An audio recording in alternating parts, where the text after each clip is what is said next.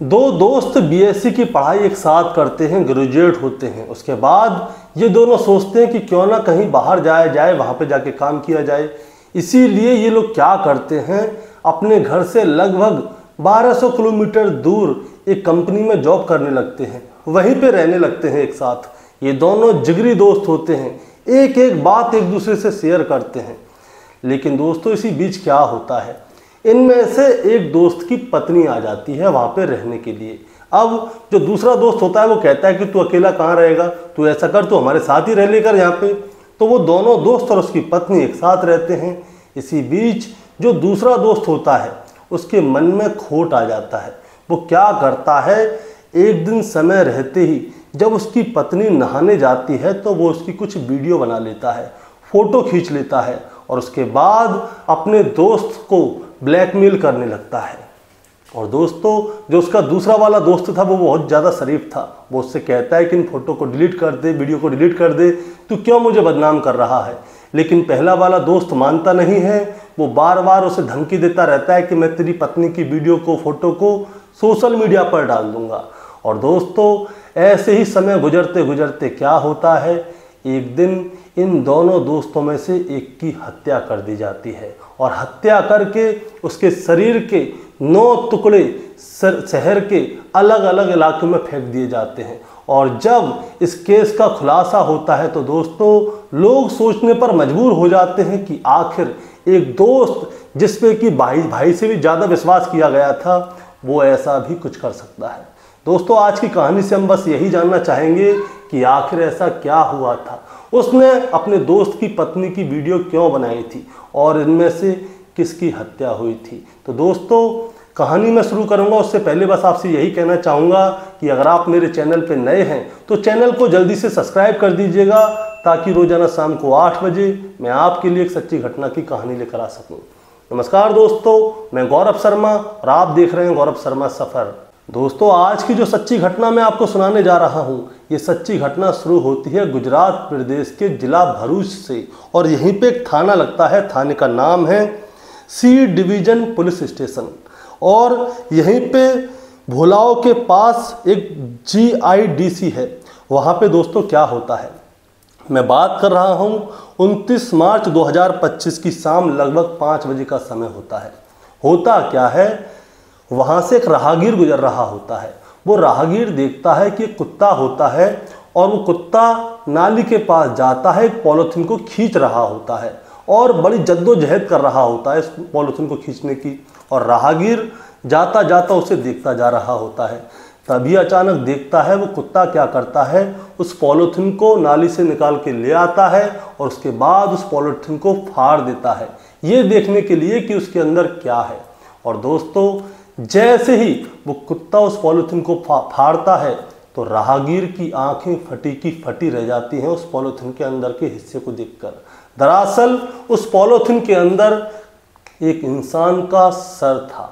और जैसे ही दोस्तों उस राहगीर ने उस पॉलीथीन को देखा तो वो उसे देखकर कुछ बोल ही नहीं पाता, वो वहीं पे खड़ा खड़ा बेहोश हो जाता है। अब जैसे ही वो राहगीर बेहोश होता है तो आसपास के लोग उसे देखते हैं कि भाई क्या हो गया, इसे अचानक से ज़मीन में कैसे गिर गया। तो आसपास के लोग जाते हैं उसके पास, उसे होश में लाते हैं। और जैसे ही वो राहगीर होश में आता है तो उसकी चीख निकल जाती है। वो चिल्लाने लगता है कि कुत्ता जो है एक आदमी के सिर को खा रहा है। अब जैसे ही राहगीर ये वाली बात बताता है तो वहाँ के लोग भी ये देखकर सदमे में आ जाते हैं कि आखिर ये कुत्ता इस सिर को लाया है तो लाया कहाँ से। इसी बीच पुलिस को फ़ोन कर दिया जाता है। पुलिस मौके पर पहुंच जाती है और जो आदमी का सर होता है उसे हिरासत में ले लेती है, यानी कि जब्त कर लेती है और उसे अपने पास सुरक्षित रख लेती है। अब पुलिस ये सोचने पर मजबूर हो जाती है कि यहाँ पे किसी आदमी का सर कैसे आया। अब सर आया है तो धड़ भी होगा। अब पुलिस क्या करती है, आसपास के सारे एरिया को अच्छी तरह से सर्च करती है, लेकिन उन्हें उस इंसान का धड़ वहाँ पे कहीं नहीं मिलता। इसके बाद क्या होता है दोस्तों, पुलिस जो है भरूच में टोटल जो है 31 पुलिस स्टेशन है। 31 के 31 पुलिस स्टेशनों में ये खबर फैला देती है कि GIDC के पास एक नाली में एक इंसान का सर मिला है और आसपास में अगर किसी मानव अंग, कहीं पे कोई मानव अंग मिले तो उसके बारे में जानकारी दें। लेकिन दोस्तों मानव अंग कहीं नहीं मिलते। लेकिन दोस्तों पुलिस जो है अपना काम रोकती नहीं है, वो सर्च पे लगी रहती है कि सर मिला है तो धड़ भी मिलेगा। अब क्या होता है दोस्तों, 29 मार्च को सर मिला था, उसके बाद 30 मार्च आती है, 31 मार्च आती है, 1 अप्रैल आती है, 2 अप्रैल आती है। और इन 5 दिन में क्या होता है, भरूच के अलग अलग इलाकों में इंसान के अलग अलग शरीर के अंग मिलते हैं। यानी कि अलग अलग इलाकों में लगभग 1.5 किलोमीटर के सर्कल में शरीर के 9 हिस्से मिले थे। और जो 9 हिस्से मिले थे उन सारे 9 हिस्सों को जोड़ के देखा जाता है तो पता चलता है कि ये जो बॉडी है लगभग 30-35 साल के किसी युवक की है। अब ये 30-35 साल का युवक कौन है, इसके बारे में जानकारी ली जाती है। इसके पास कोई आईडी नहीं मिलती, ना फ़ोन मिलता, ना कुछ मिलता। बस इसके पास एक क्लू मिलता है। क्लू ये होता है उसके हाथ पे, यहाँ पे कहीं पे डिजाइनिंग में, स्टाइलिश में सचिन लिखा होता है। अब सचिन लिखा है तो ये सचिन नाम क्या इसी का है या इसके भाई का है या किसी चाहने वाले का है, ये भी सोचने वाली बात थी। अब दोस्तों पुलिस वाले बड़े परेशान हो जाते हैं कि ये कौन है, कहाँ से आया है। इसीलिए पुलिस वाले क्या करते हैं, आसपास की जितनी भी चौकियाँ होती हैं वहाँ पे ये सर्कुलेट कर देते हैं कि यहाँ पे किस किस आदमी की मिसिंग रिपोर्ट लिखाई गई है। तो पुलिस वालों को एक जानकारी मिलती है। दरअसल 28 मार्च 2025 को भरूच जिले के थाने में एक रिपोर्ट दर्ज कराई गई थी और वो रिपोर्ट मिसिंग की थी, जो कि मोहन चौहान ने लिखवाई थी। और मोहन चौहान कौन है दोस्तों, मैं आपको बताना चाहूँगा। मोहन चौहान जो है, जो लाश मिली थी वो लाश थी सचिन चौहान की। सचिन चौहान का छोटा भाई है मोहन चौहान, जो कि उत्तर प्रदेश के बिजनौर के थाना चांदपुर के गांव हरपुर का रहने वाला है। और ये सचिन का भाई है। सचिन की उम्र है 35 साल। दरअसल उसका कहना था कि जो सचिन है उससे 25 मार्च 2025 से संपर्क नहीं हो पाए हैं। और संपर्क क्यों नहीं हो पाए इसकी मैं आपको वजह बताना चाहूँगा। सचिन की एक पत्नी है जिसका नाम है पारुल, एक भतीजा है जिसका नाम है शिवांश, जिसकी उम्र है 4 साल। अब सचिन जो है अपनी पत्नी और अपने बच्चों के साथ में भरूच में ही रहा करता था और वहीं पे काम किया करता था। लेकिन 7 मार्च 2025 को सचिन के ससुराल में जो थी एक शादी समारोह था, इसीलिए 7 मार्च 2025 को वो अपनी पत्नी और बच्चे को लेकर ससुराल जाता है और उन्हें छोड़कर वो वहीं पे आ जाता है कि तुम लोग यहाँ पे रुको। उसके बाद सचिन जो है वापस भरूच लौट आता है। उसके बाद क्या होता है, सचिन भरूच लौट आया। अब उसकी पत्नी उससे संपर्क क्यों करती है, उसके परिवार वालों ने उसको फ़ोन किया, क्यों किया, इसकी सबकी एक वजह होती है। दरअसल 25 मार्च को जो है उसकी भाभी पारुल ने अपने पति सचिन को फ़ोन किया था, क्योंकि वो जो है सचिन अपनी पत्नी का रिजर्वेशन करवाने वाला था टिकट गांव से भरूच के लिए। लेकिन जब उसकी पत्नी उसे फ़ोन करती है तो सचिन का फ़ोन उठता नहीं है और बार बार कट जाता है। तो सचिन की पत्नी बार बार परेशान हो जाती है कि भाई मेरे को टिकट अभी ने करवाई नहीं है, और टिकट करवा देते तो मैं वापस अपने शहर चली जाती भरूच अपने पति के पास। लेकिन क्या होता है, इसी के बीच सचिन के मोबाइल से एक टेक्स्ट मैसेज आता है पारुल के पास, यानी कि सचिन की पत्नी के पास। और उसमें वो क्या कहता है, उसमें वो कहता है कि मैं एक लड़की से प्यार करता हूँ, मैं अपनी पत्नी के साथ नहीं रहना चाहता, मैं उसे तलाक देना चाहता हूँ और मेरे हाथों से एक हत्या हो गई है, इसलिए मैं भरूच भी नहीं जा रहा, मैं यहाँ से कहीं दूर जा रहा हूँ। वो बताता है कि मैं बेंगलोर जा रहा हूँ। अब जैसे ही सचिन की पत्नी के पास ये मैसेज आता है तो वो परेशान हो जाती है कि आखिर ऐसा कैसे हो गया। ऐसी अगर कोई बात होती तो मेरा पति मुझे ज़रूर बताता कि वो किसी लड़की से प्यार करते हैं। इसीलिए क्या होता है, वो परेशान हो जाती है और वो ये वाली बात अपने देवर मोहित को बताती है। वो बताती है कि उनका ऐसे करके मैसेज आया है मेरे पति का कि वो किसी और लड़की से प्यार करते हैं, उनकी किसी से और उनके हाथों से किसी की हत्या हो गई है, इसीलिए वो शहर छोड़ के भाग गए हैं। अब उसका छोटा भाई मोहित भी परेशान हो जाता है।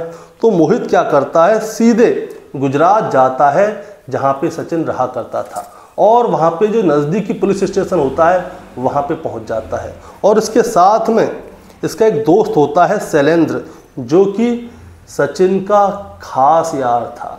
वो सचिन के साथ में पढ़ा लिखा था, उसी के साथ यहाँ पे गुजरात में काम भी करता था। अब ये दोनों जाते हैं और उसकी रिपोर्ट लिखाते हैं, पुलिस को सारी बात बताते हैं कि ऐसे ऐसे करके मेरा बड़ा भाई है सचिन, वो अपनी पत्नी और बच्चों को गांव में छोड़ के आया था क्योंकि परिवार में शादी थी। उसके बाद 25 तारीख से आज तक उनका फ़ोन कहीं लग नहीं रहा है और उनके मोबाइल से मैसेज आया है कि उन्होंने किसी की हत्या कर दी है, वो अपनी पत्नी को तलाक देना चाहते हैं और वो किसी और लड़की से शादी करना चाह रहे हैं, लेकिन अभी तक उनसे कोई संपर्क नहीं हो पाया है। तो पुलिस वाले उनसे पूछते हैं कि तुम्हारा नाम क्या है। वो बताता है कि मेरा नाम मोहित चौहान है। और ये साथ में आया ये कौन है? दरअसल सचिन के साथ, मोहित के साथ सचिन का दोस्त भी गया था, उसका नाम था शैलेंद्र। अब पुलिस वाले कहते हैं कि जब तक तुम्हारा भाई मिल ना जाए तब तक तुम शहर को छोड़ के जाना मत, तुम यहीं पे रहना। लेकिन इसी बीच दोस्तों क्या होता है, जो शैलेंद्र है उसके चाचा जी की मौत हो जाती है। अब शैलेंद्र के चाचा जी की मौत हो जाती है तो शैलेंद्र क्या करता है, अपने चाचा जी से मिलने अपने गांव चला जाता है। शैलेंद्र कहाँ का रहने वाला है दोस्तों, मैं आपको ये भी बताता हूँ। शैलेंद्र जो है उत्तर प्रदेश के जिला बिजनौर के थाना नूरपुर के गांव जोगीपुर का रहने वाला है। अब पुलिस वाले जब लाश मिल जाती है तो मोहित और शैलेंद्र दोनों को बुलवाते हैं। मोहित तो आता है लेकिन शैलेंद्र नहीं आता। अब उससे पूछा जाता है कि जो तुम्हारे साथ में रिपोर्ट लिखवाने आया था वो कहाँ है, जो सचिन का खास दोस्त था वो कहाँ है। तो वो बताता है मोहित कि शैलेंद्र के चाचा जी की जो है मौत हो गई है और वो इसीलिए गांव गया हुआ है। तो पुलिस वाले कहते हैं कि अच्छा चाचा जी की मौत हो गई है। तो पुलिस वाले उसको भरूच से ही फ़ोन करते हैं कि शैलेंद्र कहाँ हो और तुम यहाँ से कैसे चले गए बिना बताए। तो वो बताता है कि चाचा जी की मौत हो गई है। तो पुलिस वाले इसको क्रॉस चेक करते हैं कि शैलेंद्र के चाचा की मौत हुई है या नहीं। तो पता चलता है कि शैलेंद्र के चाचा की मौत तो हुई ही नहीं है। तो पुलिस वाले को थोड़ा शक हो जाता है। तो पुलिस वाले उसको दोबारा से फ़ोन करते हैं और उससे और भी अलग अलग प्रश्न पूछने लगते हैं, लेकिन जो शैलेंद्र है वो जवाब देने में थोड़ा हिचकिचा जाता है। अब वो हिचकिचा जाता है तो पुलिस को जो है शैलेंद्र के ऊपर थोड़ा डाउट हो जाता है और डाउट हो जाता है तो पुलिस क्या करती है दोस्तों, गुजरात पुलिस सीधे उत्तर प्रदेश के जिला बिजनौर के थाना नूरपुर के गांव जोगीपुर पहुंच जाती है और वहां से जाकर शैलेंद्र को कर लेती है गिरफ्तार और सीधे वापस गुजरात भरूच लेकर आती है और उसको अपने सामने बैठा लेते हैं पुलिस वाले। अब उससे पूछते हैं कि बताओ, शुरू से लेकर आखिर तक की कहानी बताओ कि क्या हुआ, कैसे कैसे हुआ। तो शैलेंद्र अपनी कहानी बताता है। वो कहता है ना, जो तुम बता रहे हो वो वाली कहानी नहीं, जो हम सुनना चाह रहे हैं वो वाली कहानी बताओ। अब शैलेंद्र हड़बड़ा जाता है, उसकी जवान जैसे ही लहकती है तो पुलिस को पूरा डाउट शैलेंद्र के ऊपर होता है। तो वो क्या करते हैं, शैलेंद्र से थोड़े प्यार से बात करते हैं और जब पुलिस वाले शैलेंद्र से प्यार से बात करते हैं तो शैलेंद्र जो है तोते की तरह बोलने लगता है। तब वो बताता है कि साहब, आज से लगभग 12-13 साल पहले की बात है। जो शैलेंद्र और जो सचिन हैं ये दोनों खास दोस्त हुआ करते थे। ये लोग एक ही कॉलेज में पढ़ा करते थे और वहाँ पे इन दोनों ने बीएससी एक साथ की थी। अब बीएससी फाइनल करने के बाद इन दोनों ने क्या किया कि ये दोनों कह रहे हैं गाँव में कोई नौकरी तो मिलेगी नहीं, इसीलिए ये क्या करते हैं, बिजनौर से लगभग 1200 किलोमीटर दूर गुजरात के भरूच पहुंच जाते हैं और भरूच का एक इलाका होता है दहेज, और दहेज में एक बायोटेक कंपनी होती है। उस बायोटेक कंपनी में ये दोनों क्या करते हैं, काम करना शुरू कर देते हैं। अब ये दोनों वहाँ पे किराए पे कमरा भी लेते हैं और दोनों लोग एक ही कमरे में रहा करते हैं। अब ये दोनों लोग एक ही कमरे में एक साथ रहते थे। दोस्ती ऐसी पक्की थी कि एक दूसरे के घर की बात भी एक दूसरे को पता थी। एटीएम पिन भी पता था कि तेरे एटीएम का नंबर ये है, मेरे एटीएम का नंबर ये है। मोबाइल का जो पिन होता है वो भी पता था, यानी कि कोई भी ऐसी चीज़ नहीं थी ये दोनों एक दूसरे के बारे में ना जानते हों। अब समय गुजरने लगता है, दोस्ती और भी पक्की होने लगती है। इसी बीच ये बात है साल 2022, 23 और 24 की। उसमें क्या होता है, ये जो शैलेंद्र है वो अपनी पत्नी को लेके भरूच पहुंच जाता है कि भाई अपनी पत्नी को अब ले आता हूँ, हम लोग अच्छी तरह से सेटल तो हो गए। इसीलिए शैलेंद्र जो है वो अपनी पत्नी को लेके भरूच पहुंच जाता है। अब भरूच पहुंच जाता है तो अब जो सचिन है वो अकेला हो गया कि भाई शैलेंद्र तो अपनी पत्नी के साथ रहेगा। तो शैलेंद्र उसको एक ऑफर देता है, वो कहता है कि भाई देख, तू मेरा दोस्त है, अब मेरी पत्नी आ गई, इसका मतलब ये थोड़ी ना है कि मैं तेरे को छोड़ दूंगा। तू ऐसा कर, तू यहीं पे हमारे साथ रह, खाना पीना सारा इंतजाम होगा, जो खर्चा होगा सब बराबर बराबर बांटेंगे। तो शैलेंद्र खुश हो जाता है कि ठीक है भाई, देखो मेरा दोस्त है, कितना अच्छा है, मेरे लिए इतना सब कुछ कर रहा है। अब सब कुछ ठीक चल रहा था, लेकिन दोस्तों जो सचिन होता है उसका मन बहुत खराब होता है, उसके मन में कुलबुली जागने लगती है शैलेंद्र की पत्नी को देखकर। तो वो क्या करता है, जैसे शैलेंद्र घर पे नहीं होता था कभी कभी तो सचिन होता था, और सचिन होता था शैलेंद्र की पत्नी होती थी। तो होता क्या है, शैलेंद्र की पत्नी नहाने के लिए जाती है। अब जब ये नहाने के लिए जाती है तो सचिन देखता है कि शैलेंद्र तो घर में है नहीं, तो क्या किया जाए। वो चुपचाप से मोबाइल निकालता है और शैलेंद्र की पत्नी की वीडियो बनाने लगता है नहाती हुई की, और उसकी फ़ोटो खींचने लगता है कपड़े बदलते हुए। बहुत सारे वीडियो और फोटो बना लेता है।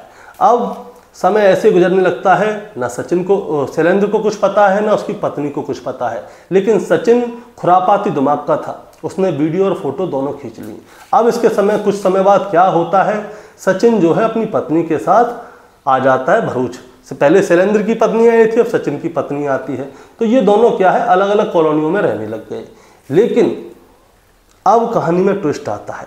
ट्विस्ट क्या था, इन दोनों ने मिलकर क्या किया था, एक लोन लिया था 4 लाख रुपए का। अब 4 लाख रुपए का लोन लिया था तो वो इन दोनों को ही मिलके चुकाना था।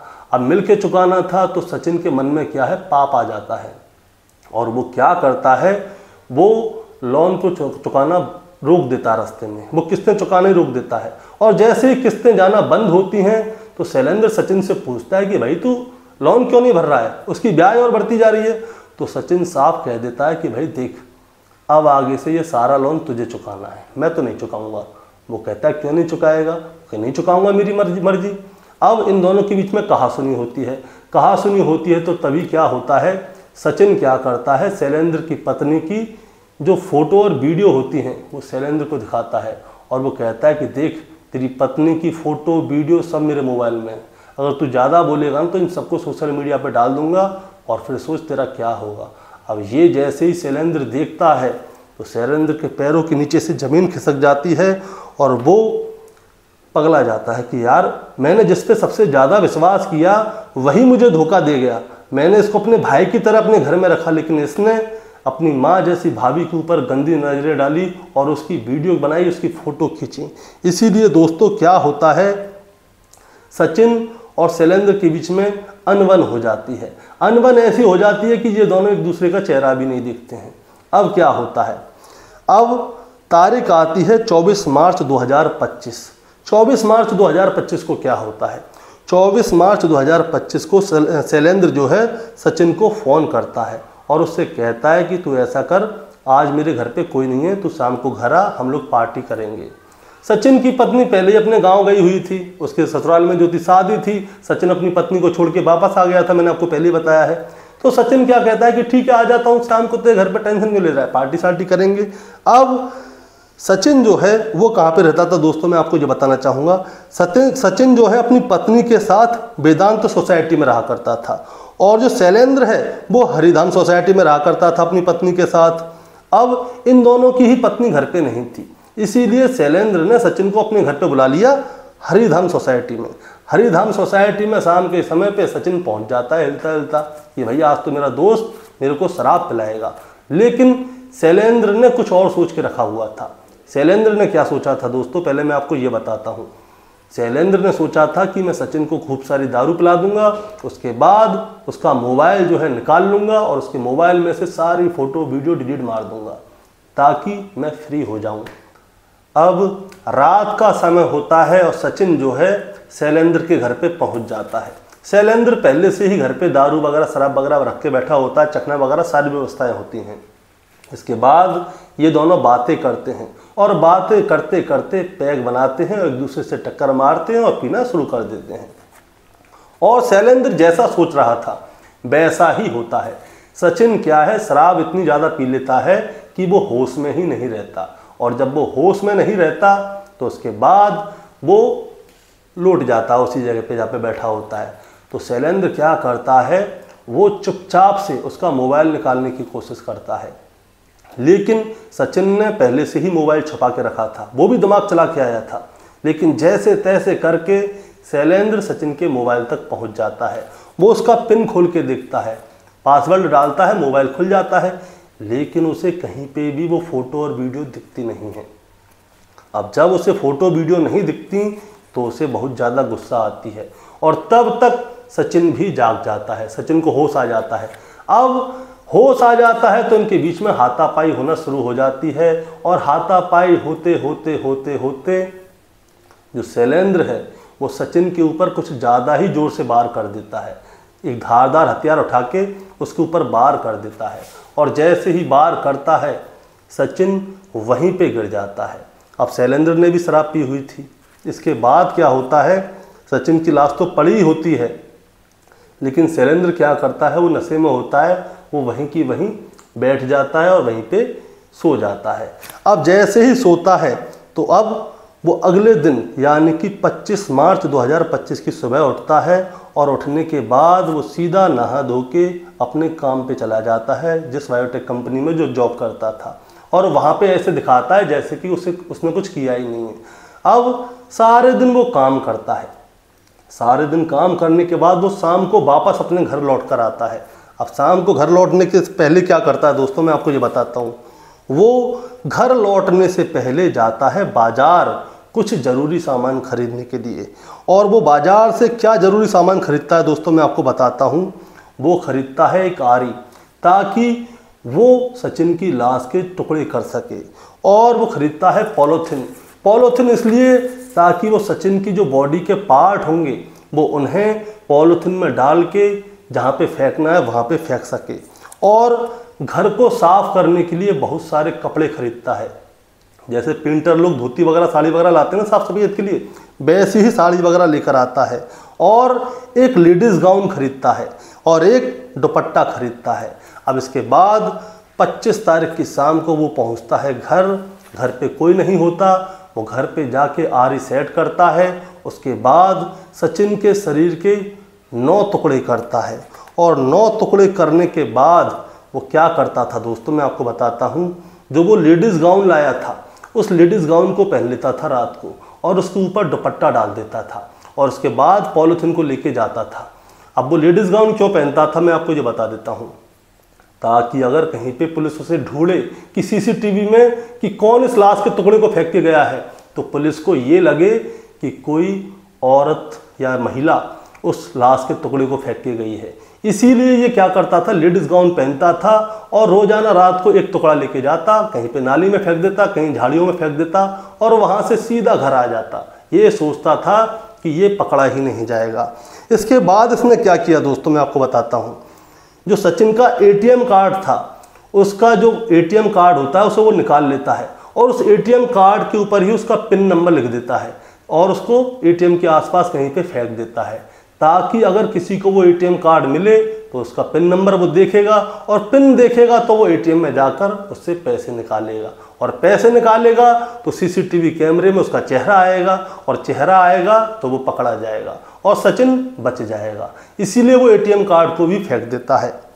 इसके बाद एक और चीज़, जो मोबाइल होता है वो सचिन के मोबाइल को अपने पास रख लेता है, लेकिन किसी से फ़ोन पे बात नहीं करता, वो मैसेजों के थ्रू बात करता है, और वो उसी मोबाइल से सचिन की पत्नी पारुल को मैसेज करता है और उससे ये कहता है कि मैं किसी और लड़की से प्यार करता हूँ, मैं तुम्हें तलाक देना चाहता हूँ, और मेरे हाथों से किसी की हत्या हो गई है, इसीलिए मैं यहाँ से कहीं दूर बेंगलुरु जा रहा हूँ।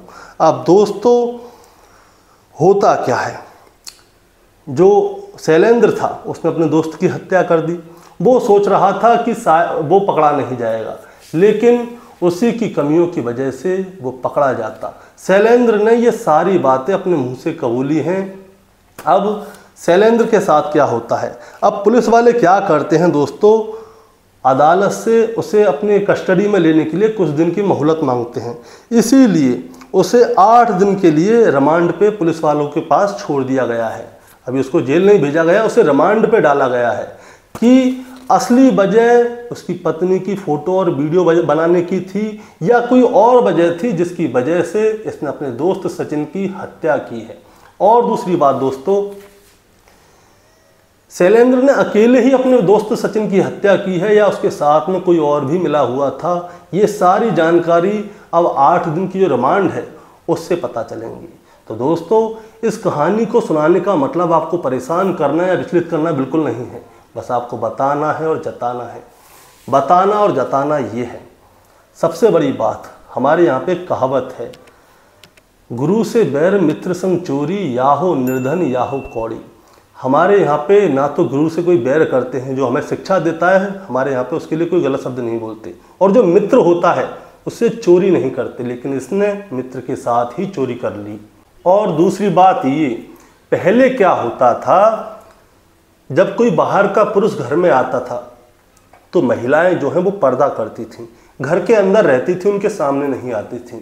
लेकिन हमारे ऊपर पश्चिमी सभ्यता ऐसी चढ़ गई है कि महिलाएं पति के दोस्त को अपने दोस्त की तरह ही ट्रीट करती हैं, और जब वो ट्रीट करती हैं तो ऐसा कुछ ही सामने आता है। और तीसरी बात ये है कि जिस दोस्त को उसने अपने भाई से ज़्यादा समझा, उस दोस्त ने ही ऐसा दगा दिया कि अपनी माँ जैसी भाभी की ऐसी वीडियो बना दी, उसके फ़ोटो खींच दिए। तो दोस्तों, आपका क्या कहना है शैलेंद्र के बारे में? उसने सही किया या गलत किया, या सचिन, उसके बारे में क्या कहना है? आप ज़रा हमें कमेंट में बताएं। चैनल पे नए हैं तो सब्सक्राइब करके जाएं, ताकि रोज़ाना शाम को 8 बजे मैं आपके लिए एक सच्ची घटना की कहानी लेकर आ सकूं। नमस्कार।